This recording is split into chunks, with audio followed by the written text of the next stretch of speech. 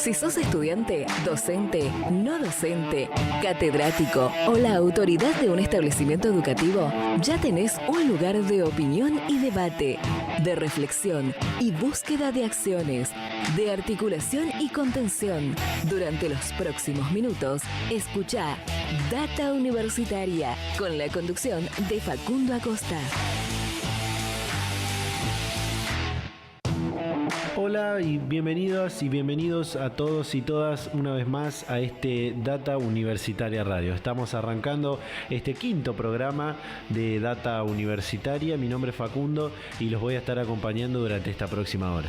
Antes de arrancar, agradecer una vez más a toda la gente que nos escucha en todos los programas, que nos manda mensajes a través de nuestras redes sociales, dándonos buena vibra, buena onda, diciéndonos que les ha gustado el programa, que muchos también dando alguna que otra crítica constructiva para poder mejorar, que siempre son buenas y son bien recibidas las críticas constructivas. También agradecerle a esta radio por interesarse en emitir este contenido informativo que va a llegar seguramente a cientos de jóvenes que están en búsqueda de qué van a estudiar, o también cientos de jóvenes que integran las universidades de esta provincia. Si es la primera vez que escuchás este programa, te cuento que Data Universitaria es un programa donde buscamos informar y comunicar todo lo que ocurre dentro de la comunidad universitaria. Lo institucional, lo académico, las propuestas, los reclamos, todo lo que pasó, pasa y va a pasar en el mundo universitario.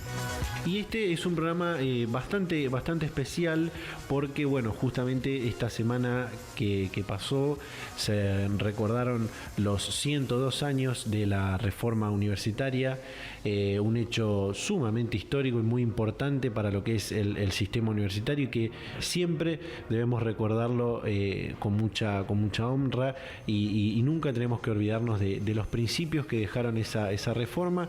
Y bueno, en este programa vamos a tener un bloque especial hablando de todo lo que pasó en la reforma, con diferentes opiniones, y vamos a estar charlando con uno de los grandes historiadores de la Argentina, como es Felipe Piña, a quien tuvimos la posibilidad de entrevistarlo para que nos cuente, para poder charlar sobre este hecho histórico como es la reforma universitaria y todo lo que trajo para el sistema universitario estas ideas reformistas que se produjeron en Córdoba en 1918, con bueno, esa rebelión estudiantil que se provocó en esa Universidad Nacional, con muchos otros sucesos, como la creación de nuevas universidades nacionales, como la Universidad Nacional del Litoral, la de Tucumán también, y muchas otras cosas que vamos a estar charlando con Felipe. También vamos a tener la opinión de otros representantes y referentes del sistema universitario. Así que bueno, eso vamos a estar charlando en este programa. También vamos a estar charlando con la gente del Instituto de Educación Superior en Recursos Humanos, con Virginia, la licenciada Virginia Kopp, que integra el área directiva de este instituto, y bueno, nos va a contar cómo se fueron ayornando y adaptando a esta situación, a esta coyuntura que estamos atravesando por el aislamiento social obligatorio en medio de esta pandemia por el COVID-19. Y bueno, nos va a estar contando todos estos detalles y además las novedades que se vienen en este instituto. También vamos a seguir teniendo la palabra de los estudiantes y de las estudiantes también, porque en la Facultad de Derecho de la Universidad Nacional de Rosario, recientemente esta semana, el martes de esta semana que pasó, el consejo directivo de esa facultad aprobó y reglamentó las mesas de exámenes presenciales que se van a estar dando en los próximos meses. Y bueno, para ello vamos a tener la palabra de dos consejeras directivas de dos diferentes agrupaciones de esta facultad que nos van a contar todos los detalles sobre esta propuesta, sobre este proyecto que se aprobó en esa sesión del Consejo Directivo. Por otra parte, también el vicedecano de la Facultad de Ciencias Médicas de la Universidad de Rosario nos va a estar contando sobre esta reciente autorización del gobierno provincial para que se realicen exámenes presenciales en esta facultad para los estudiantes de la cohorte 49 de la práctica final obligatoria. Son más de alrededor de 160 estudiantes que van a poder realizar los exámenes presenciales para egresar de la facultad. Así que ya vamos a estar en un rato nada más charlando con el vicedecano de la Facultad de Ciencias Médicas. Así que bueno, todo esto y más se viene en este quinto programa de Data Universitaria Radio. Data Universitaria. Información, comentarios, entrevistas, investigaciones, todo lo que te interesa saber del mundo universitario. Las 24 horas del día y en el momento que quieras. Visítanos en datauniversitaria.com.ar. Desde más o menos el 20 de marzo, cuando el presidente Alberto Fernández decretó el aislamiento social preventivo y obligatorio por el avance de esta pandemia por el COVID-19, muchos establecimientos educativos y la educación superior también debieron adaptarse a estas circunstancias de tener que estar aislados, de no poder realizar actividades presenciales y mucho menos tener clases presenciales en las universidades, en los institutos educativos, en las escuelas de la educación obligatoria, y para eso, bueno, se pasó por un proceso de adaptación a los sistemas y a los entornos virtuales que casi todas, la gran mayoría tuvieron que pasar para poder continuar con lo que es el ciclo lectivo. Y bueno, ya está en comunicación con Data Universitaria la licenciada Virginia Kopp del área directiva del Instituto de Estudios Superiores en Recursos Humanos. Virginia, ¿cómo estás? Hola Facundo, muy bien.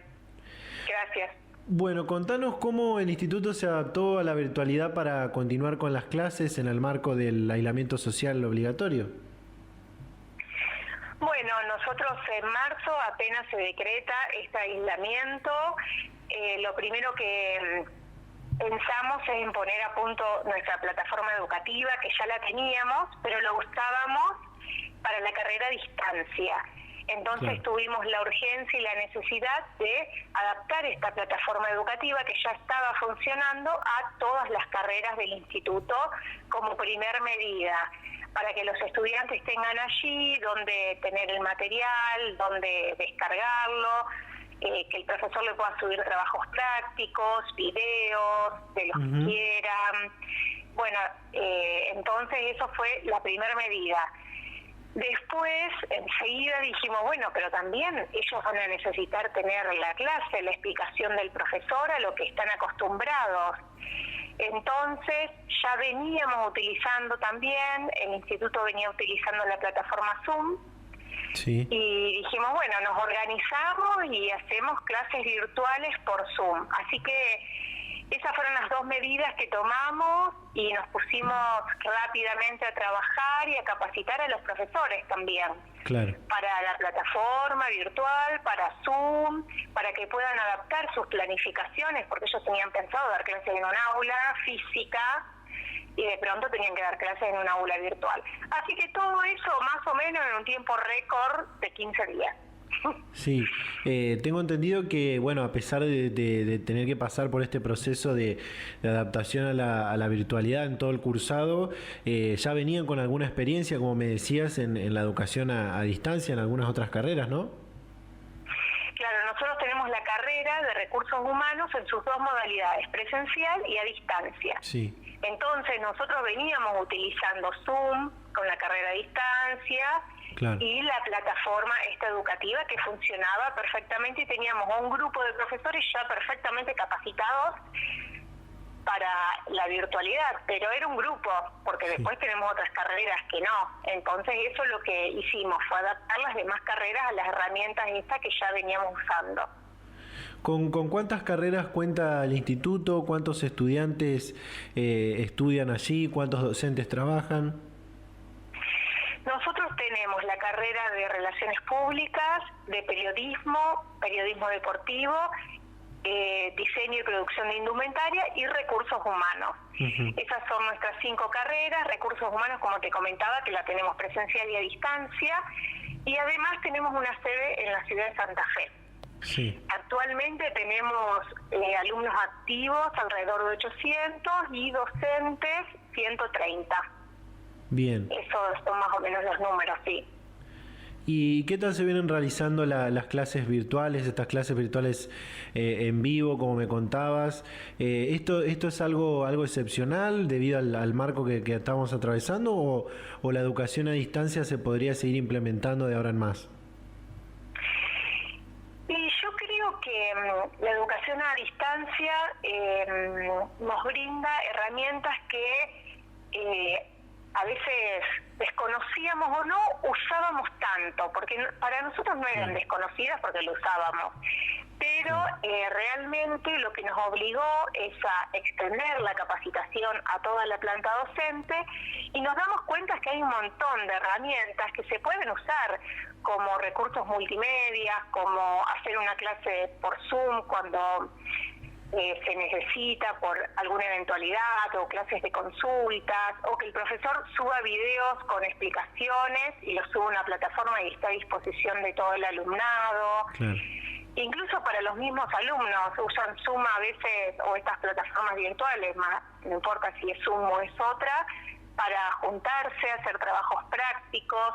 Entonces yo creo que eso es lo que nos va a quedar, que hay un montón de herramientas con las que cuenta la educación a distancia, que obligadamente tuvimos que aprender a utilizarlas y a capacitarnos cada día más, y que enriquecen la formación y la propuesta educativa. Sí. Después, seguramente, cuando termine la pandemia, todo el mundo va a querer volver al salón, porque yo lo que estoy notando es que se extraña el aula, se extraña el contacto físico, el saludo, el compartir un mate.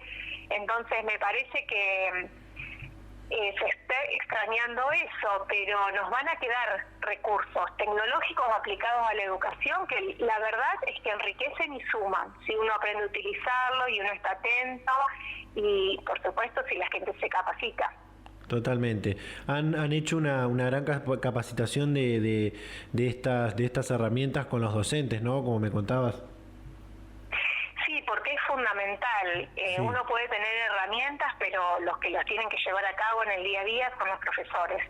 Sí. Entonces, dejárselas así como para que ellos vean qué pueden hacer con eso, a nosotros no nos parecía bien. Nos parece que una gestión directiva seria tiene que brindar capacitación, ofrecerla y enseñarles. Entonces, nosotros en ese sentido nos esforzamos un montón en brindar capacitación y explicar y volver a explicar y facilitar, sí, para que el profesor aprenda también a usarlo, porque el cambio fue muy brusco y bueno, también para ellos era difícil, ¿no? En 15 días tener que aprender, adaptar sus planificaciones, cambiar lo que habían pensado, cambiar sus formas. Entonces también hay que acompañar ese proceso. ¿Cómo fue la recepción de esta virtualidad por parte del estudiantado? Bueno, el estudiantado lo recibió bastante bien. A mí me parece que ellos entendieron que esto era algo que nos excedía, que no era algo de la institución, ni siquiera algo del país. Esto es a nivel mundial, y ellos entendieron enseguida que era la manera que teníamos de seguir adelante y que nosotros apostábamos por el derecho a la educación. Apostábamos a que se pueda seguir estudiando. Por supuesto que entendemos que hay problemas, hay gente que esta situación, hay muchos alumnos que nos dicen, ay, me agarró esta situación sin computadora o sin internet. Nosotros contemplamos todo eso y tratamos de ayudar en lo que podíamos, pero por supuesto que tratamos de seguir adelante. Eso fue, y ellos lo entendieron bien. Es más, valoraron mucho el esfuerzo. Dice, qué bueno cómo se están esforzando, cómo trabajaron, cómo se organizaron. Y bueno, me parece que ellos vieron que hicimos lo que mejor que pudimos. Y por supuesto después estuvimos atentos a que hay gente que, ya te digo, que por ahí los agarró sin internet. Y sí, porque uno no lo vio venir a esto. Fue todo tan rápido. Totalmente. Por último, tengo entendido que se van a estar realizando charlas virtuales para exponer su oferta académica. ¿Qué nos podés contar? Sí, nosotros hacemos charlas informativas todos los meses. Ya tenemos abierta la inscripción para el ciclo lectivo 2021. Es más, ayer tuvimos nuestro primer inscripto, así que estábamos contentos. Y todos los meses realizamos charlas que las hacemos de manera online, por plataforma Zoom en este momento, donde todos los interesados pueden participar para escuchar, para hacer preguntas y para interiorizarse un poco más de la propuesta educativa IESER. A modo de cierre, y como esto le llega a cientos y miles de jóvenes a lo largo y a lo ancho de la provincia de Santa Fe, ¿en qué redes sociales los pueden encontrar? ¿Dónde están localizados? ¿En la ciudad de Rosario, en la ciudad de Santa Fe? Nosotros estamos en la ciudad de Rosario, en calle Entre Ríos al 1300, y en la ciudad de Santa Fe, en Boulevard Galvez al 2100. Nuestras redes son Facebook, IESER Rosario, y también por Instagram, tenemos Twitter, tienen que buscar IESER Rosario. Bien. Y allí estamos. Bien, perfecto, Virginia. Muchísimas gracias por la comunicación y seguimos en contacto. Bueno, a vos, muchas gracias. Hasta luego. Data Universitaria. Información, comentarios, entrevistas, investigaciones, todo lo que te interesa saber del mundo universitario. Bueno, esta semana se dio el recordar un hecho histórico para las universidades, y quién mejor para hablar de historia que uno de los grandes historiadores de la Argentina, como es Felipe Piña, a quien ya tenemos en línea. Felipe, ¿cómo le va? ¿Qué tal? Buenas tardes, ¿cómo estás? Bueno, para arrancar, como decía, este lunes, como cada 15 de junio, hace ya 102 años, se recordó la fecha de la reforma universitaria, una fecha simbólica, porque en realidad todo comenzó unos meses antes, ¿no? Sí, en realidad es un movimiento que arranca un poco antes y que tiene raíces en la voluntad de cambio, ¿no? Que se produce sobre todo a partir de la llegada del radicalismo al poder y la asunción de los sectores medios de mayor participación política, y evidentemente una universidad anquilosada, una universidad que era una reproductora del esquema de poder, donde estudiaban los hijos de los que tenían el poder, estaba retado al resto. Entonces estas clases medias, los hijos de inmigrantes, por ejemplo, empiezan a presionar para tener el acceso a la universidad, y este es un proceso largo, por supuesto, que va a estallar por diferentes razones en un contexto internacional muy interesante como 1918, ¿no? Con la influencia de procesos mundiales como la Revolución Mexicana, la Revolución Rusa. Bueno, todo esto que va a explotar entonces a comienzos del ciclo lectivo, aproximadamente de 1918 en Córdoba, donde un grupo de estudiantes va a empezar a protestar pidiendo reformas de los planes de estudio y otra cantidad de reivindicaciones, ¿no? Sí. Tuvo que ver, como decía, mucho que ver la llegada del radical Irigoyen al gobierno nacional para este suceso en la Universidad de Córdoba y también para lo que era el sistema universitario para la época, ¿no? Claro, digamos, esta sensación de acceso de la clase media al esquema de poder, a mayor participación y evidentemente el requerimiento de ingresar a las aulas, ¿no? De ampliar la participación de la juventud en el sistema universitario, y esto es un poco lo que lleva a estas protestas, que bueno, es un proceso largo, donde se reclama la reforma de los planes de estudio, por ejemplo, que estaban anquilosados, por ejemplo, había alguna materia, alguna bolilla en la materia de derecho que decía comportamiento para con los siervos, refiriéndose a los sirvientes, una cuestión casi medieval, una universidad muy clerical, ¿no? Muy conservadora, muy manejada por la iglesia entonces. Y bueno, y ahí entonces comienza este movimiento que va a tener resultados muy interesantes, como la primera elección de rectores por parte de la comunidad educativa, planteos son libertad de cátedra, mejoramiento de las condiciones de enseñanza, ¿no? El fin de la oligarquía, dice Emilio, la oligarquía universitaria, porque había evidentemente una casta que se reproducía en el poder y los hijos heredaban las cátedras de los padres, etcétera. La otra era el cogobierno, la necesidad de cogobernar las universidades, docentes, estudiantes y alumnos. La libertad de cátedra, ¿no? La posibilidad de elegir la bibliografía, la forma de enseñar. Y bueno, es una reforma que termina triunfando, se termina imponiendo después de muchas demoras, incluso el gobierno radical también terminó en aceptarlo, enviando un par de intervenciones un poco inactivas al principio, pero bueno, finalmente se logra imponer este criterio que se va a extender luego a la creación de nuevas universidades en el país, y ya con este tema de cogobierno, de autonomía, que definen un poco la Universidad Argentina y que van a tener gran repercusión en América Latina, ¿no? Por ejemplo, en 1919 se inició la reforma en Lima, ¿no?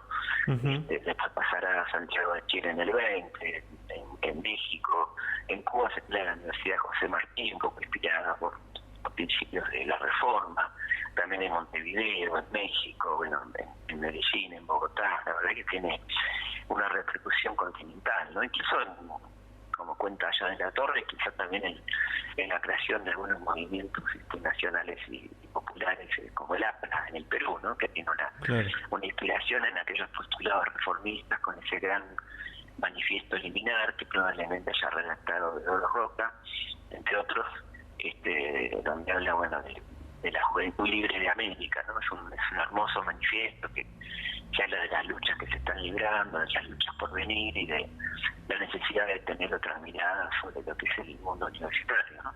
Sí, justamente hay dos cosas que nos generan muchísimas emociones a los universitarios, incluso hasta el día de hoy, que son bueno, la imagen de los estudiantes subidos al techo del hospital Clínicas, colocando la bandera de la FUC, y ese memorable e inolvidable manifiesto liminar que bueno, tiene muchos párrafos. Claro, ya. Sí. Y además la creación de la Federación Universitaria Argentina, ¿no? Exactamente. Que va a ser una primera agremiación prácticamente estudiantil y que va a tener una larga trayectoria, ¿no? A lo largo de la historia.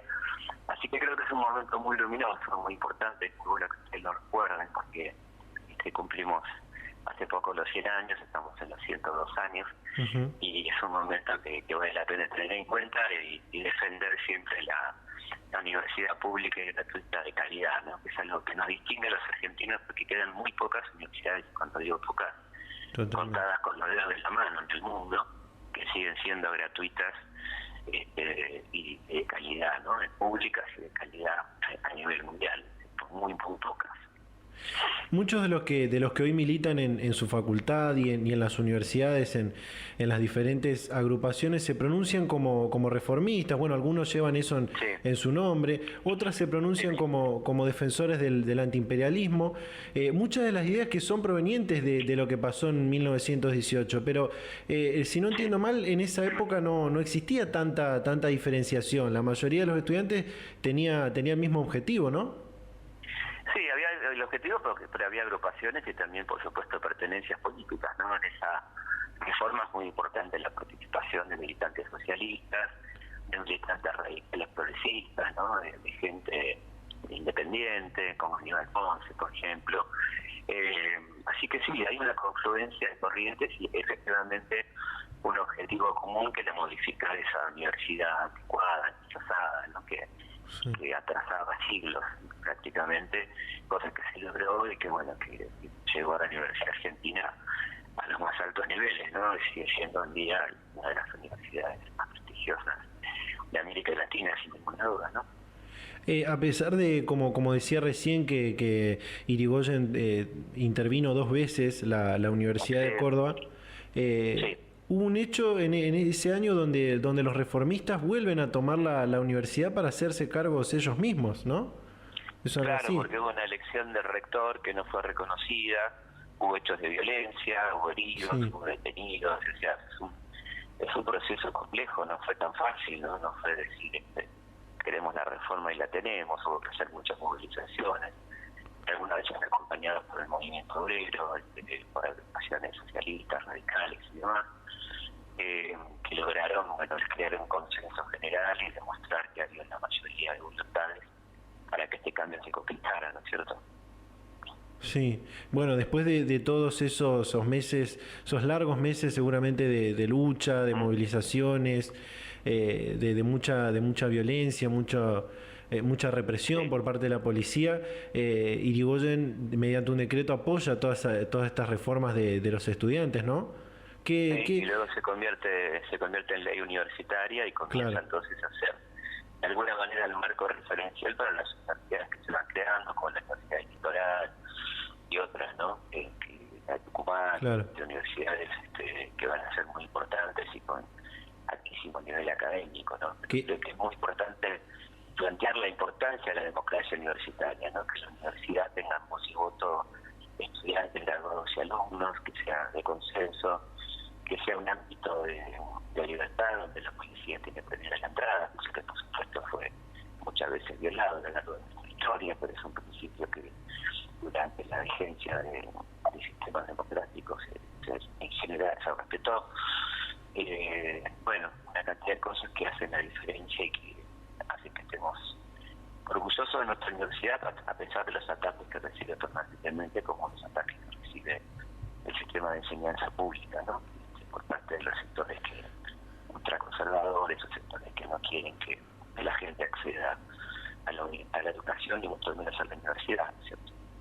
A pesar de toda esta revolución, también luego de lo que pasó en 1918, siguieron pasando cosas después en el sistema universitario. Sobre todo cuando Irigoyen se va del gobierno, en realidad no se va, sino que lo van, ¿no? Con un violento golpe de Estado en 1930, y ahí viene, por supuesto, el desconocimiento absoluto de la postulado de la reforma, la vuelta de profesores que habían sido expulsados, una gran regresión que había comenzado en realidad un poco durante el gobierno de Alvear, ¿no? Recordemos que el radicalismo tenía esas dos corrientes, una más progresista, que era el irigoyenismo, y una más liberal, al estilo de lo que es el actual radicalismo, encabezado por Alvear, ¿no es cierto? Entonces, en ese contexto había como un freno de los postulados reformistas que se retoman en el 28 cuando vuelve Irigoyen, y que lamentablemente son violentamente suprimidos con el golpe del 30, ¿no? Después eso se irá retomando a partir del gobierno de Perón, con el agregado muy importante en el 48 de la gratuidad, cosa que no estaba establecida en los principios reformistas. Se le agrega a los principios básicos de la reforma la gratuidad, que es muy importante. El no arancelamiento de los estudios, ¿no? Ahí sí se produce un importante ingreso de hijos de trabajadores y de trabajadores en la universidad. Es una situación inédita, ¿no? Porque hasta entonces el acceso era fundamentalmente de los sectores medios, ¿no es cierto? Sí. Y después, vendrán etapas muy duras, como la etapa de Longanía, con los bastones largos, todo lo que vino después, que fue durante la dictadura una etapa tremenda de represión y la exclusión de la matrícula a partir del 84, ¿no? El año lectivo en democracia, que fue el 84, con una explosión de la matrícula, porque recordemos que la dictadura intentó imponer el arancelamiento, que fracasó por la lucha de los estudiantes, y sí impuso el examen de ingreso y las restricciones, y hay una baja de matrícula del 40% durante la dictadura, ¿no? Así que hay una explosión muy potente que se va a ver reflejada a partir del 85 con el ciclo básico, con toda la cantidad de gente que ingresa a la universidad a partir de la etapa de la vuelta a la democracia, digamos.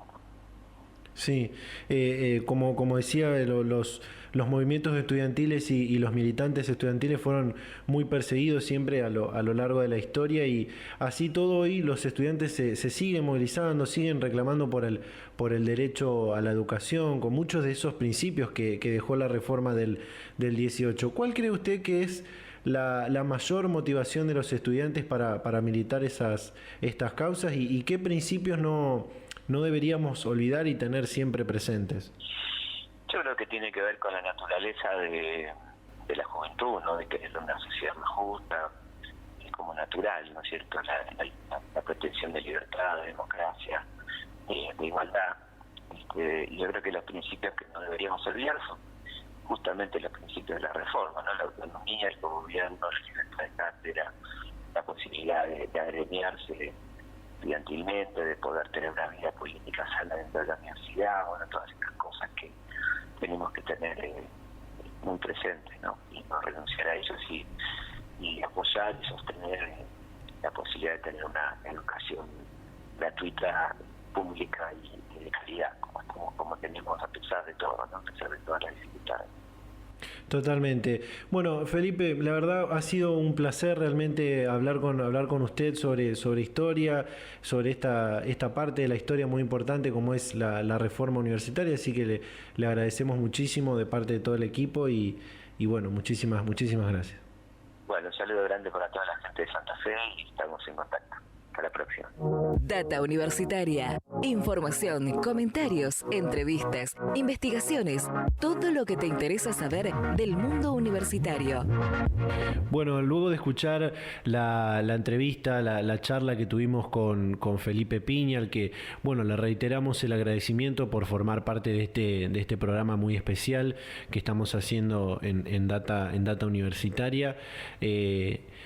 Nos queda decir que bueno, esa rebelión reformista que se produjo en 1918 sin dudas marcó una ruptura con el elitismo dominante de esa época y el nacimiento sin dudas de la universidad autónoma y democrática, la universidad pública, plural, gratuita y cogobernada, que es son las características principales de lo que es la educación en Argentina, ¿no? Esto permitió pensar un país con mejores oportunidades de desarrollo para todos y todas, contando, bueno, en su épico origen con el grupo, con el empuje de este grupo de estudiantes organizados que se movilizaron para lograr esta reforma. Y bueno, como contaba también Felipe en esta entrevista reciente, también se da la creación de dos nuevas universidades nacionales, la Universidad de Tucumán y la Universidad Nacional del Litoral, que fue creada al año siguiente, en 1919, que bueno, que ya nacieron con el espíritu reformista, ¿no? Son hijas directas de esta reforma universitaria, y que bueno, según la historia, los estatutos de la Universidad del Litoral fueron consensuados entre graduados, docentes, estudiantes. Por eso, bueno, es que se la llama, ¿no?, la Universidad de la Reforma, y es una hija directa de esta reforma. Y para hablar de la Universidad del Litoral y de la reforma universitaria de 1918, tenemos la opinión del actual rector de la Universidad de la UNL, Enrique Mamarela. El desafío de las universidades públicas de la República Argentina ante un nuevo aniversario de la reforma universitaria sin duda tiene que seguir trabajando y reafirmando el postulado de la educación superior como un bien público social, un derecho humano y universal y un deber de los Estados, tal como ha sido expresado en la declaración de la Tercera Conferencia Regional de Educación Superior de América Latina y el Caribe, realizada en nuestro país. Nosotros concebimos a la universidad como un espacio de reflexión crítica, accesible, abierto a la sociedad y sensible a su entorno. Por ello tenemos que trabajar por una universidad socialmente responsable en sus relaciones con los múltiples agentes culturales, sociales y económicos, y que aporte respuesta a las necesidades del país y a los problemas del mundo. Por lo tanto, debemos promover y garantizar colectivamente las múltiples dimensiones de la responsabilidad universitaria: el respeto a la ley y a los derechos humanos, la libre expresión, la sostenibilidad ambiental, la conciencia ética, la perspectiva de género, la solidaridad y la cooperación, el voluntariado, la prevención de los daños a la salud y la promoción de los hábitos de vida saludables, la atención a la diversidad funcional y cultural, entre otras, como componentes esenciales de una universidad con espíritu responsable. Por lo tanto, tenemos que trabajar por un modelo transformador de la responsabilidad social, de carácter integral, que incorpore todos los ámbitos de nuestra universidad y que aspire a la excelencia. Las universidades hemos tomado un rol proactivo en articulación con el Ministerio de Salud de la Nación, el Ministerio de Educación de la Nación, el Ministerio de Ciencia, Tecnología e Innovación de la Nación y todos los ministerios provinciales, así como también con los gobiernos locales mediante el desarrollo de distintas acciones como partícipes indispensables de las políticas públicas que hasta aquí se han definido en los distintos ámbitos. Por eso estamos convencidos que en los momentos de crisis e incertidumbre es fundamental reafirmar el liderazgo social de las instituciones, y eso hace referencia al trabajo que han venido haciendo las universidades en todo este tiempo de pandemia. Data Universitaria. Información, comentarios, entrevistas, investigaciones, todo lo que te interesa saber del mundo universitario. Las 24 horas del día y en el momento que quieras. Visítanos en datauniversitaria.com.ar. Bueno, y seguimos con la opinión ahora de Jaime Persich, ex rector de la Universidad de Hurlingham, ex presidente del Consejo Interuniversitario Nacional y hoy secretario de Políticas Universitarias del Ministerio de Educación de la Nación.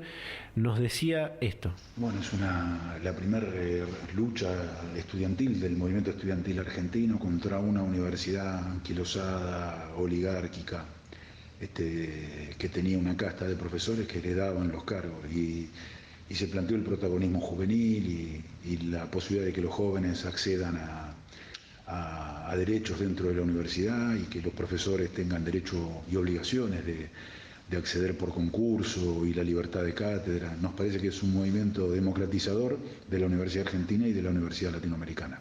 Data Universitaria. Información, comentarios, entrevistas, investigaciones, todo lo que te interesa saber del mundo universitario. También el diputado provincial y ex senador nacional Rubén Giustiniani, quien escribió un libro, un muy lindo libro en el 2018 cuando se cumplió el centenario de esta reforma universitaria, nos dejaba su opinión al recordarse esta tan importante fecha por la reforma de 1918. La reforma universitaria de 1918 fue el hecho cultural más importante de América Latina en el siglo XX. Fue una verdadera revolución porque sentó a los estudiantes en el cogobierno universitario. Por primera vez, un estudiante se pudo sentar en la gestión y en la dirección de las universidades junto a esos sabios, considerados sabios profesores universitarios. El gobierno tripartito, con la autonomía universitaria, gobierno de estudiantes, graduados y docentes, se adelantó 50 años al Mayo francés y a lo que en el siglo XXI significa la autogestión del Estado a través de la participación de sus integrantes. La reforma universitaria hizo entrar aires nuevos a la universidad a través de la docencia libre, docencia por concurso y la investigación científica. La reforma universitaria con la extensión universitaria vinculó a la universidad con el pueblo, logrando la unidad obrero-estudiantil, logrando pensamientos universitarios, planteamientos de la integración latinoamericana, y la reforma universitaria se extendió desde aquel 15 de junio de 1918 en Córdoba, donde los estudiantes patearon el tablero porque eran defraudados con la elección de un rector que no los representaba. Esa mecha que se encendió en Córdoba se propagó por toda América Latina rápidamente y fue sus postulados y su espíritu el que se recogió en Chile, en Perú, en Colombia, en Venezuela, en Cuba, en Santo Domingo, en República Dominicana y Costa Rica. La reforma universitaria y México también. La reforma universitaria y los estudiantes, los dirigentes estudiantiles de aquel tiempo recorrieron toda América difundiendo el espíritu de la reforma y llevando a su gran maestro que consideraron, Alfredo Palacios, que fue designado en muchas universidades de América como maestro de la juventud.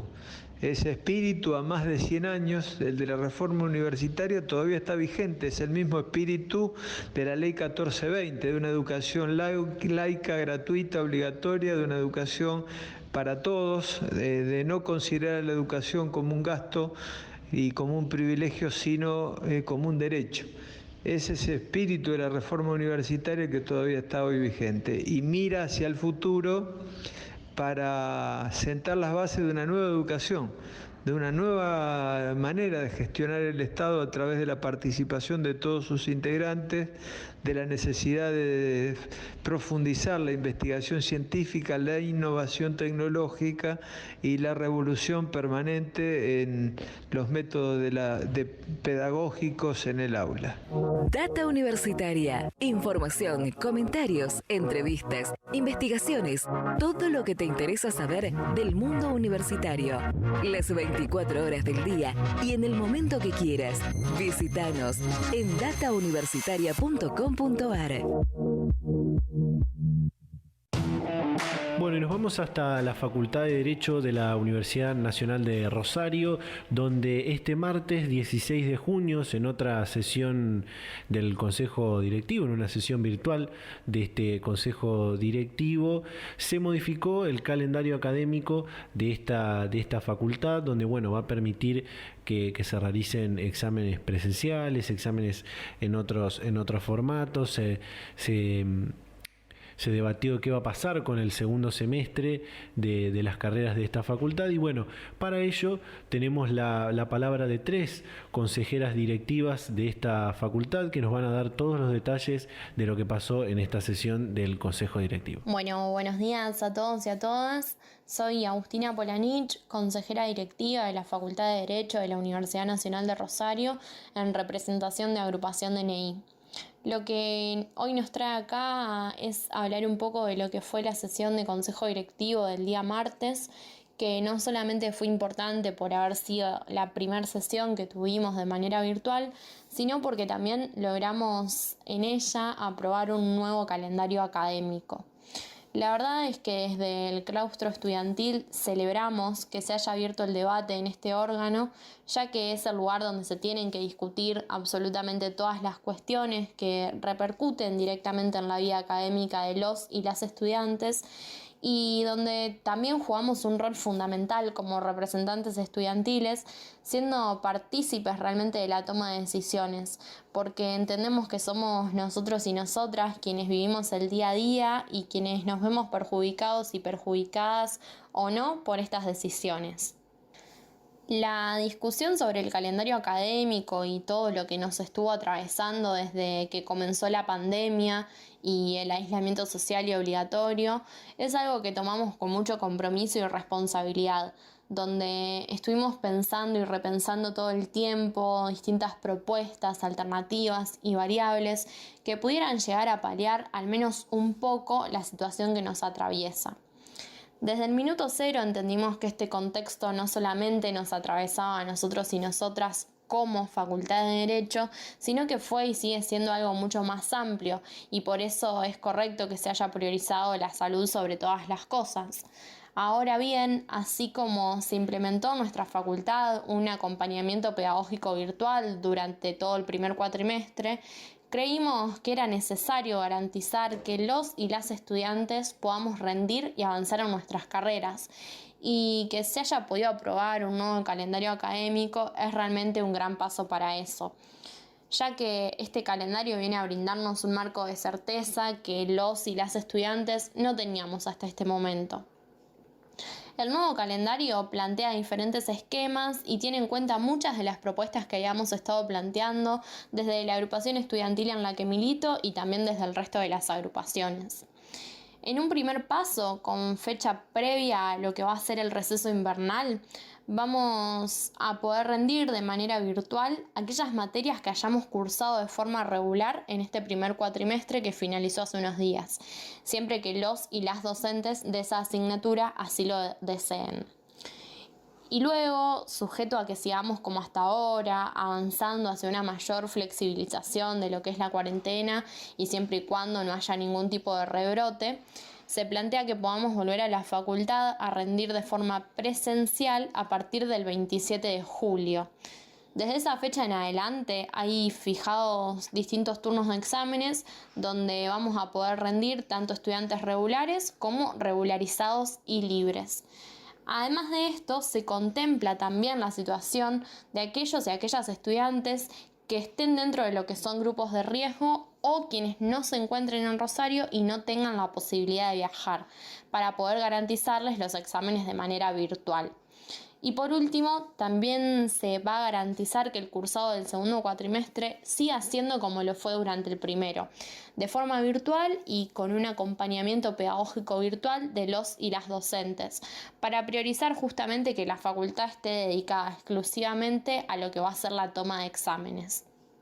Sabemos que en este contexto excepcional todos y todas tuvimos que redoblar nuestros esfuerzos, pero que entre todos los claustros hayamos podido mantener reuniones, generar consensos y ponernos de acuerdo para avanzar en este sentido de lo que respecta al calendario académico, habla de un grado de madurez política y que es realmente para celebrar, porque es justamente lo que las y los estudiantes nos estaban solicitando y necesitaban.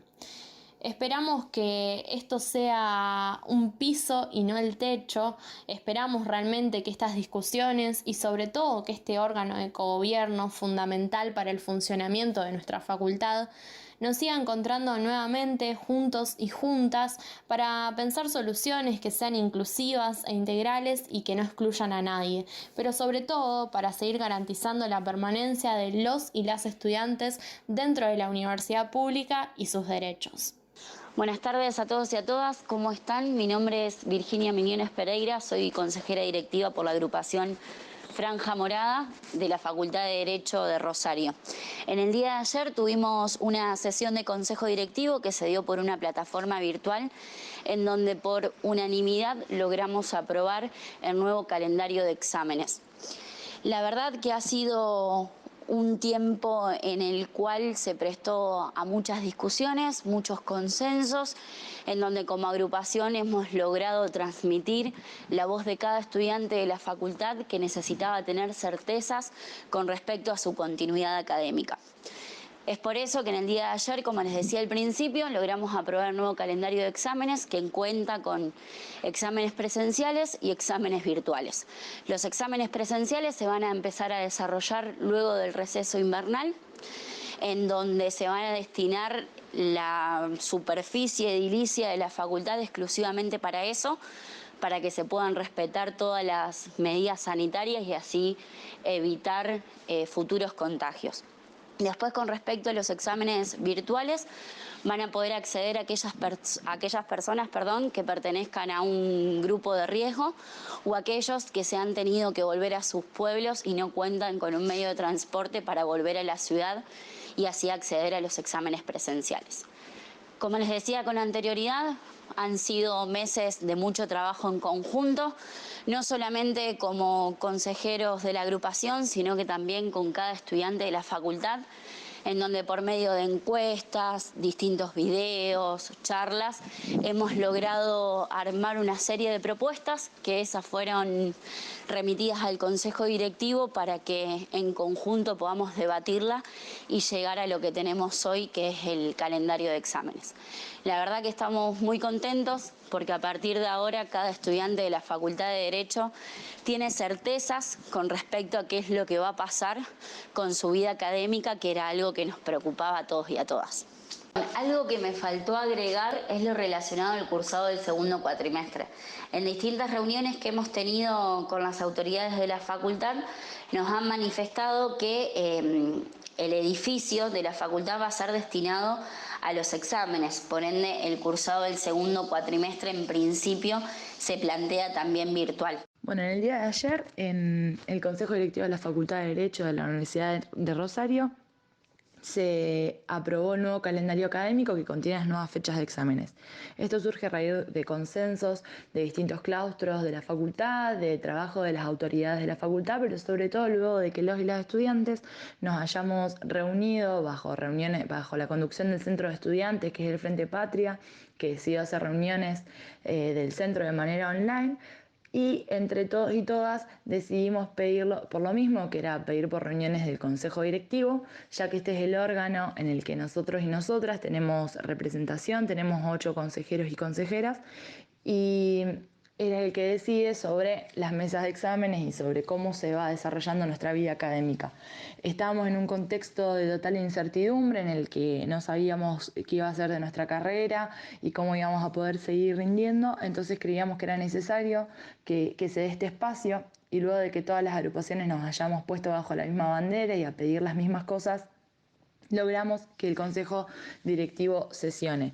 Entendemos totalmente el contexto de pandemia, entendemos que lo mejor que hay que hacer es priorizar nuestra salud, pero también creíamos que era necesario poder ponerle un poco de certidumbre a todo este momento que realmente nos preocupaba mucho. Hay muchos estudiantes que viven acá en la ciudad, que son de afuera, que están gastando mucha plata para mantenerse. Hay muchos estudiantes que realmente les es un esfuerzo mantenerse en la facultad, entonces no nos parecía menor que se nos dé la posibilidad de rendir de la manera que sea, pero que se dé la posibilidad de rendir para que se pueda avanzar en nuestra carrera. Es por eso que, bueno, ayer sesionó el Consejo Directivo, ahora tenemos fechas de exámenes, a partir del 27 de julio hasta diciembre, constamos de 4 turnos para rendir, donde podamos rendir los alumnos regulares, los y las libres y los regularizados. Todo esto vamos a rendir de manera presencial con un protocolo. Este protocolo se da con todas las medidas de seguridad sanitarias necesarias. En el caso de que haya personas, estudiantes de riesgo o docentes que sean también de riesgo, o alumnos que no sean de la ciudad y que sean de afuera y no tengan la posibilidad de volver, se les dará la opción de rendir virtualmente, también con distintos protocolos que se fueron aprobando, y después de la experiencia que tuvimos en la facultad, que ya hubo estudiantes que rindieron su última materia y se recibieron con exámenes virtuales. Así que realmente estamos muy contentos y muy felices de que por el consenso que se dio entre nosotros y nosotras, los y las estudiantes, y el apoyo de las autoridades y de los y las docentes, se haya podido armar este calendario académico que establece todas estas nuevas fechas. Entendemos igualmente que es un contexto muy particular, que en cualquier momento no sabemos si esta situación va a seguir abriéndose y se va a seguir dando la posibilidad de que podamos volver a la facultad de una manera presencial, pero sí nos da una certidumbre a los y las estudiantes de que vamos a poder rendir y que vamos a poder avanzar teniendo todos los cuidados necesarios. El cuatrimestre que viene nuestra facultad va a estar destinada exclusivamente a rendir, a la toma de exámenes. El cursado se va a seguir dando de manera virtual, como lo vinimos sosteniendo durante todo este cuatrimestre. Todo el acompañamiento de los y las docentes va a ser de manera virtual, para que en la facultad se puedan usar todas las aulas y todos los espacios necesarios para poder rendir y para poder respetar el distanciamiento social, para poder preservar la salud de los y las estudiantes y los y las docentes y personales de la facultad. Data Universitaria. Información, comentarios, entrevistas, investigaciones, todo lo que te interesa saber del mundo universitario. Y bueno, llegamos al final de este 5º programa de Data Universitaria Radio. Les damos las gracias a todos y a todas por estar ahí del otro lado escuchando este programa muy especial que hicimos en el marco de recordarse esta semana la reforma universitaria del 18. Bueno, tuvimos ahí un bloque especial charlando sobre esto. Esperamos que les haya gustado todo el programa de hoy. Así que bueno, recordarles que nos pueden seguir en nuestras redes sociales, en Facebook y en Instagram nos van a encontrar como @datauniversitaria, en Twitter nos van a encontrar como @dtuniversitaria. También nos pueden buscar en YouTube, donde bueno, se van subiendo semana a semana. Después de que termina este programa, se sube a YouTube para que la gente lo pueda volver a escuchar. Así que bueno, les damos las gracias a todos y a todas una vez más por escuchar este programa, por seguir ahí del otro lado esperando todos los días a estar informados sobre todo lo que pasa en la comunidad universitaria. Como les decimos en todos los programas, que pueden enviarnos mensajes, pueden enviarnos sus dudas, sus reclamos, que vamos a tratar de ser un vehículo para poder resolverlos, y siempre los vamos a estar escuchando en todas nuestras redes sociales, en nuestro mail también, info@datauniversitaria.com.ar.